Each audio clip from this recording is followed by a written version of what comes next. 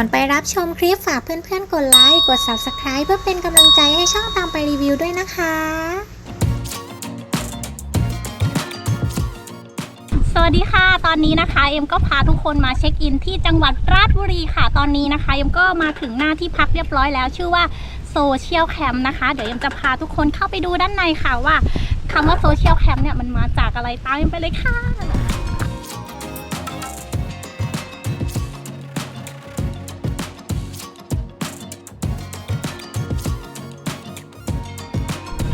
ที่นี่นะคะเขาให้เช็คอินได้บ่าย2เราเดินเข้ามานะคะก็จะเจอตรงนี้นะคะเป็นโซนที่ให้มาเช็คเอาท์เช็คอินค่ะ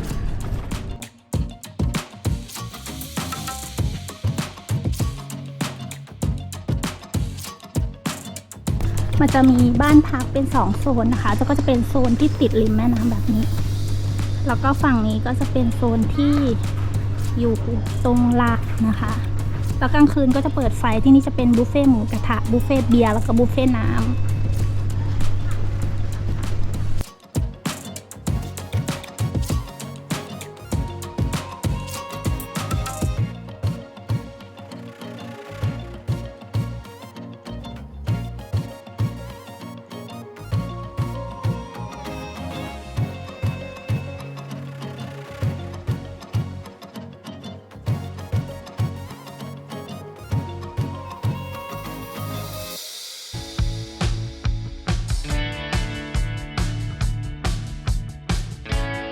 ตอนนี้นะคะเราเช็คอินเข้าที่พักเรียบร้อยแล้วค่ะที่พักเช็คอินได้ประมาณบ่าย2นะทุกคนไม่ใช่ประมาณก็คือเวลาเช็คอินอยู่ที่บ่าย2แต่วันนี้เขาใจดีมากเลยให้เราเข้าก่อนเพราะว่าอากาศมันร้อนนะคะแล้วก็พอเช็คอินนะคะมีค่ามัดจำกุญแจอยู่ที่300 บาทแล้วก็จะได้ตัวนี้มานะคะไว้สำหรับใส่ข้อมือตอนที่เรามาทานบุฟเฟ่นะคะที่นี่วันหยุดนะคะตะเลิกหรือว่าวันศุกร์เสาร์อาทิตย์ก็จะมีดนตรีสดให้เราฟังตอนทานด้วยนะที่สำคัญบุฟเฟ่อะไรที่มันมีฟองสีเหลืองนะคะทุกคนตอนนี้นะคะพอเราเช็คอินเขาก็จะให้กระติกเรามานะคะแล้วก็ข้างในก็จะมีพวกอุปกรณ์คีบน้ำแข็งแล้วก็แก้วเราก็สามารถมาเติมน้ำเอาน้ำแข็งได้ตลอดเลยเราเติมน้ำแข็งก่อนอุ้ยน้ำแข็ง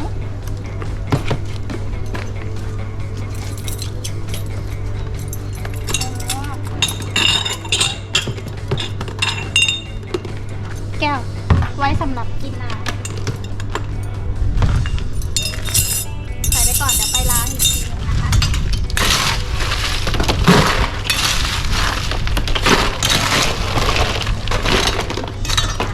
น้ำแข็งนะคะเรามาเติมได้ตลอด24 ชั่วโมงที่อยู่ที่นี่เลยทุกคนแล้วก็มีตรงนี้นะ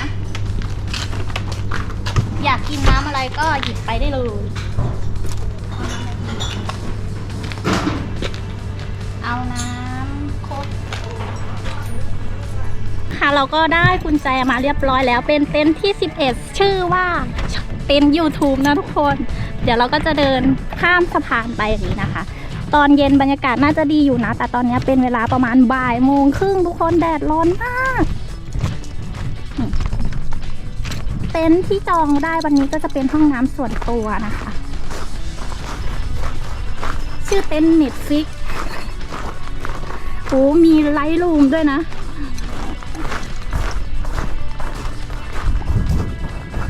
นี่เต็นท์ก็จะชื่อคำว่าโซเชียลแคมป์ก็มาจากชื่อเต็นท์ต่างๆนี่แหละค่ะเป็นชื่อ Tinder นี่ YouTube ค่ะเราได้ช่อง YouTube นะคะเดี๋ยวจะพาทุกคนเข้าไปดูในเต็นท์กันนี่เป็นช่อง YouTube มาดูบรรยากาศรอบๆนะคะ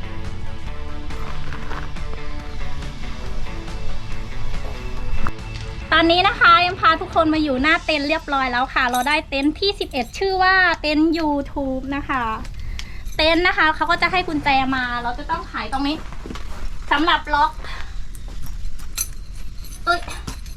เปิดได้แล้ว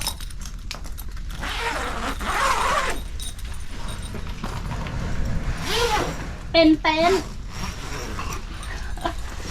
นี่เลยครับเป็นเต็นท์แอร์นะคะทุกคนนี่ในเต็นท์ก็จะมีประมาณนี้เลยมีผ้าขนหนูให้นะคะแล้วก็มีโต๊ะปิกนิกให้ที่นอนประมาณ6 ฟุตนะคะแล้วก็มีแอร์มีพัดลม มีน้ำให้2 ขวด แต่ว่าน้ำเราสามารถทานฟรีได้ตลอดเวลาเลยไปรับฟรีได้ด้านนอกนะคะ อันนี้ก็เป็นเต็นท์ของเรา YouTube ก็เรานะคะเดินมาด้านหลังเต็นท์นะคะด้านหลังเต็นท์ของเราตรงนี้ อันนี้เป็นเต็นท์ของเรานะทุกคนแล้วก็ด้านหลังเราก็จะมีห้องน้ำส่วนตัวแบบนี้เลยค่ะห้องน้ำก็กว้างมากๆเลยแยกโซนเปียกโซนแห้งนี่นะคะเป็นห้องน้ำ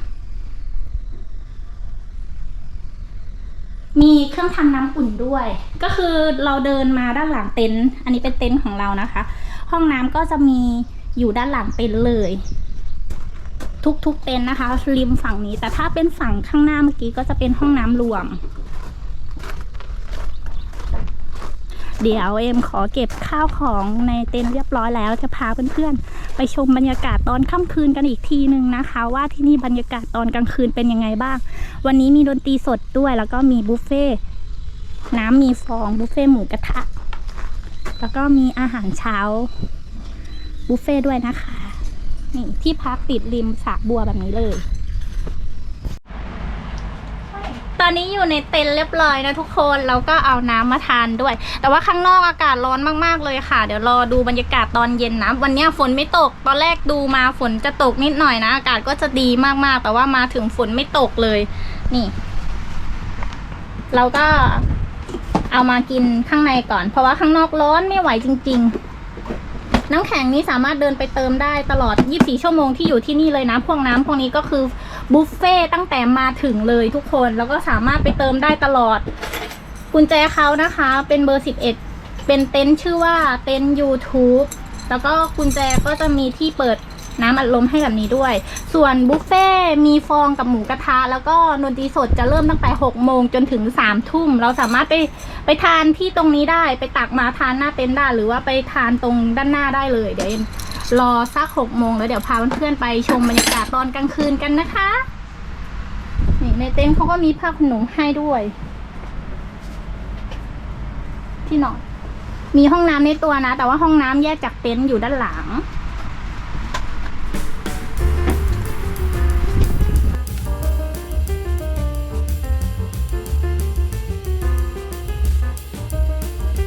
ตอนนี้นะคะก็เป็นเวลาประมาณไม่ใช่6 โมงแล้วทุกคนแล้วก็โต๊ะเขาก็มาลงให้เรียบร้อยแล้วนะคะเป็นโต๊ะหมูกระทะแบบนี้เรานั่งโต๊ะนี้เลยค่ะแล้วก็เดี๋ยวมีดนตรีสดตรงนี้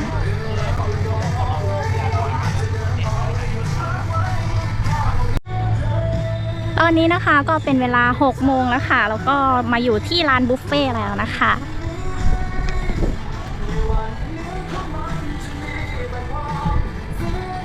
ตอนนี้นะคะก็เป็นเวลาของหมูกระทะแล้วค่ะ6 โมงถึง3 ทุ่มนะคะแล้วก็วันนี้เป็นบุฟเฟ่หมูกระทะเดี๋ยวจะมีนักร้องมาร้องเพลงเป็นเล่นดนตรีสดด้วยนะคะแล้วก็ตอนนี้เอ็มมานั่งอยู่ที่โต๊ะเรียบร้อยแล้วถึงเวลาที่จะกินหมูกระทะนะคะเขาก็จะยกโต๊ะลงมาด้านล่างค่ะแล้วก็มานั่งทานหมูกระทะกันนะคะเป็นบุฟเฟ่มีบุฟเฟ่น้ำบุฟเฟ่หมูกระทะแล้วก็บุฟเฟ่เครื่องดื่มที่เป็นแอลกอฮอล์นะคะแต่ว่าพวกแอลกอฮอล์เขาจะให้เรามาแค่1 ขวดแล้วก็ที่เหลือก็คือทานหมดแล้วก็เอาขวดไปแลกแล้วก็เอาขวดใหม่กลับมานะคะทุกคน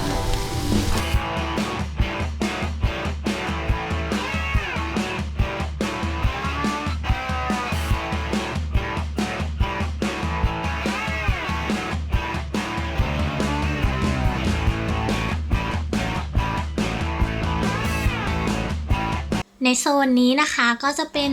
อาหารบุฟเฟ่ที่สามารถมาเติมได้ตลอด3 ชั่วโมงค่ะบุฟเฟ่เขาจะเปิดตั้งแต่6 โมงถึง3 ทุ่มนะคะสามารถมาทำทานเองได้เลยค่ะรายอาหารบุฟเฟ่ก็มีเยอะแยะทั้งของซีฟู้ดหมูหมักต่างๆที่เป็นโซนบุฟเฟ่นะคะแล้วก็มีเครื่องดื่มบุฟเฟ่ไม่อั้นเลยค่ะเราสามารถมาเดินตักทานได้ตลอดเลย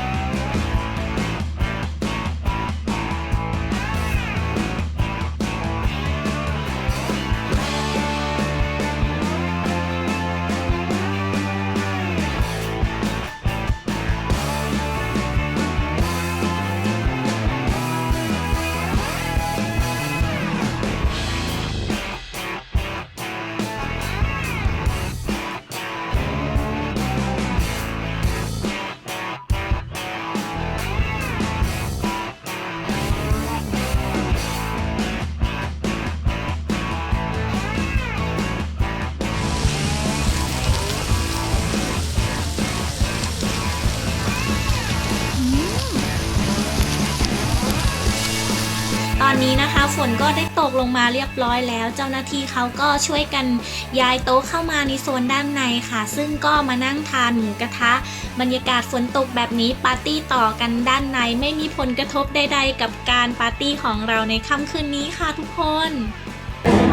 ตอนแรกนะคะเราจะแคมปิ้งกันอยู่ด้านล่างแล้วทีเนี้ยวันเนี้ยมันคือตอนที่เรานั่งแคมปิ้งกันอยู่ตอนแรกๆนะคะทุกคนฝนตกหนักมากเขาก็เลยยกโต๊ะเข้ามาอยู่นี่ด้านหลังเอฟนี้นะคะจากแคมปิ้งตรงนี้นะทุกคนนี่ปกติมันจะมีแคมปิ้งตรงนี้แล้วก็มีดนตรีอยู่ตรงลานเป็นคล้ายๆรอบกองไฟนะคะแต่ว่าวันเนี้ยเราเจอฝนก็เลยต้องย้ายทุกอย่างนะคะเข้ามาอยู่ด้านในตรงนี้แล้วก็มีดนตรีสดให้เราฟังดนตรีสดนะคะก็จะมีทุกวันหยุดเสาร์อาทิตย์ศุกร์เสาร์อาทิตย์แล้วก็วันหยุดนะคะจะเลิกแล้วก็ปกติก็จะอยู่ด้านหน้าตรงนี้นะคะ อันนี้เป็นบรรยากาศตอนกลางคืนของโซเชียลแคมป์ก็จะมีไฟประดับแบบนี้เลยทุกคนแล้วก็เต็นท์แต่ละเต็นท์นะคะก็จะมีไฟพริบพรับเป็นดวงดาวแบบนี้เลยเดี๋ยวเอ็มจะพาไปดูเต็นท์ที่เอ็มพักนะคะเป็นเต็นท์ที่11เต็นท์นั้นนะคะก็จะมีห้องน้ำส่วนตัวนะคะแล้วก็จะมีเต็นท์ที่เป็นห้องน้ำแยกเป็นห้องน้ำรวมแต่ห้องน้ำรวมที่นี่ค่อนข้างจะสะอาดมากๆเลยนะคะบรรยากาศตอนกลางคืนที่พักแต่ว่าตอนนี้ยังไม่ได้กลับที่พักนะคะอยู่ที่ร้านบุฟเฟ่อยู่แล้วก็ตอนเช้าก็มีอาหารบุฟเฟ่รวมอยู่ในราคาที่พักเรียบร้อยแล้วบรรยากาศแบบหลังฝนตกก็ชิลมากๆเลยนะคะ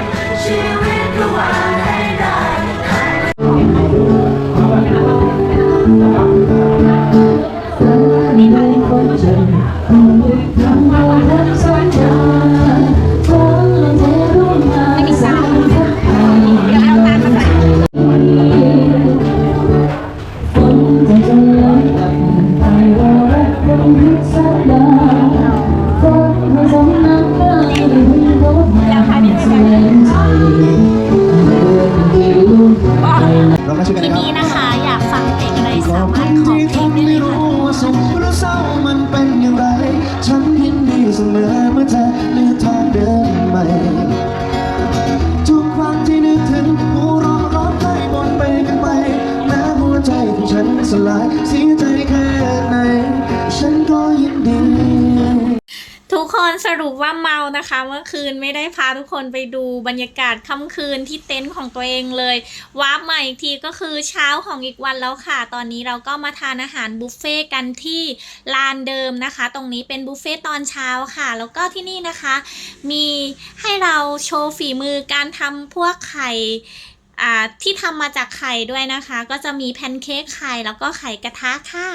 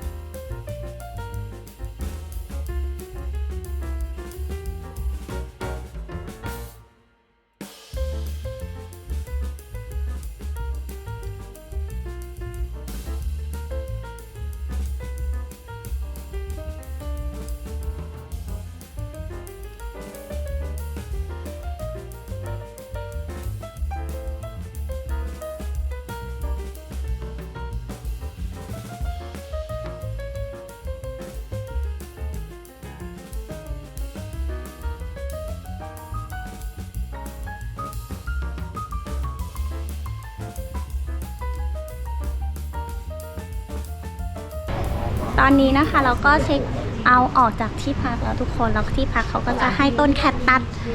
เป็นที่ระลึก1ต้นนะคะน่ารักมากเลยแล้วเลือกเป็นอันนี้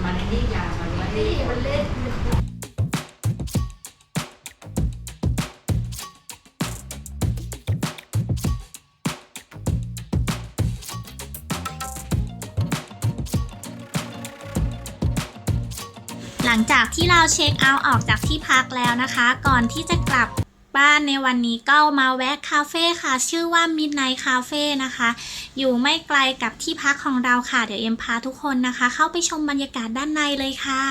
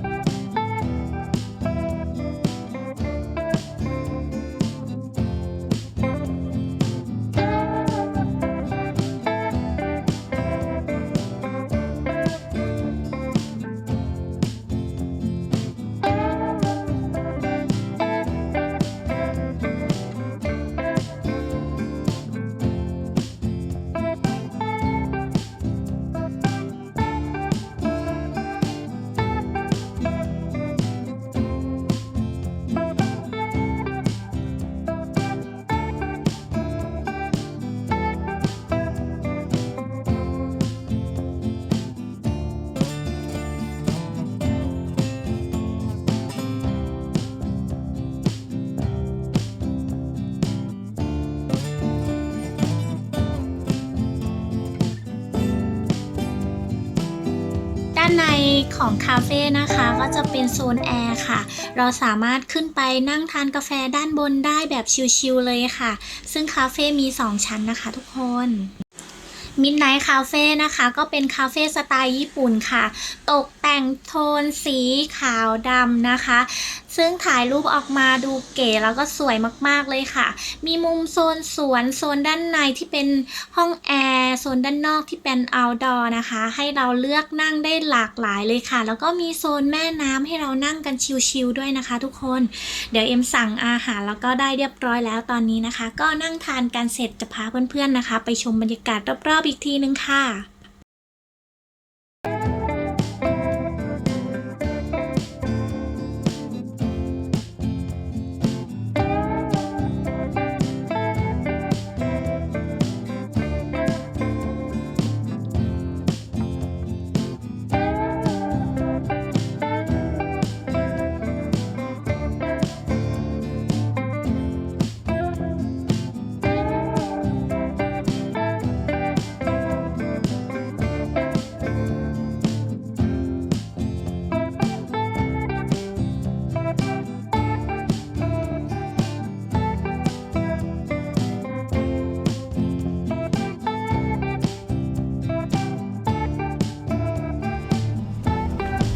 เป็นคาเฟ่ที่ร่มรื่นมากๆเลยนะคะทุกคนอยู่ที่ราชบุรี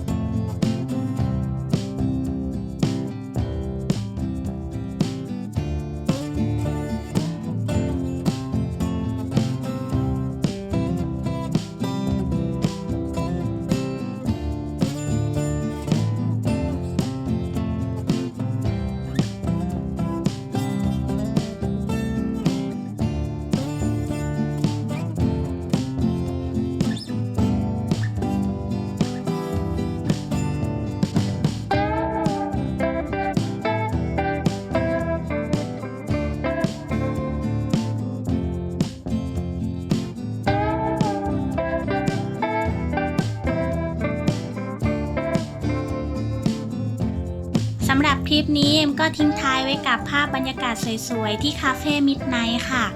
ใครผ่านมารับชมคลิปนี้ฝากเพื่อนๆกดไลค์กดแชร์กด Subscribe เพื่อเป็นกำลังใจให้ช่องตามไปรีวิวด้วยนะคะบ๊ายบาย